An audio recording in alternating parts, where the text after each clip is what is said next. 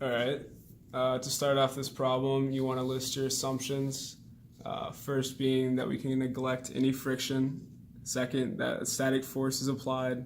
And third, static deflection is canceled out by mg constants. Next step, you're going to want to make a force body diagram consisting of all the forces between the walls, the springs, and the masses. Then make equations for your springs and masses. Finally, take these equations and simplify them into two equations of motion. All right, you're good. For this problem, we have the same assumptions as the first one. Neglect any friction, static force is applied, and static deflection is canceled out by mg constant. Right here, we have two blocks going down in an angle incline, and we rearrange this into another free body diagram over here.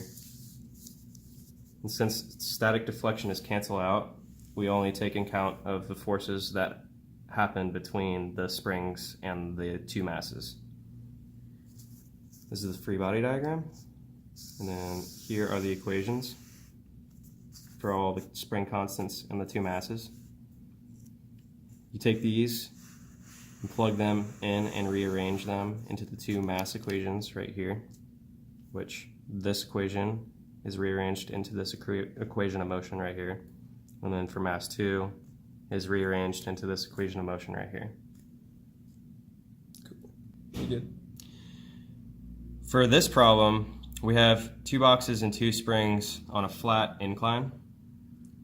As before, we had assumptions. For this one, we don't have the third assumption as we did for the other two problems, since these blocks are sitting on a surface. But again, we neglect any friction and static force is applied. Here's the free body diagram for the system with K1, mass 1, K2, mass 2, and the directions and forces.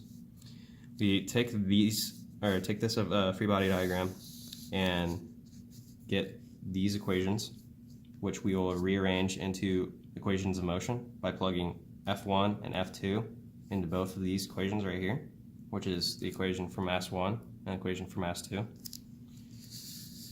After simplifying them, we get these two equations of motion right here.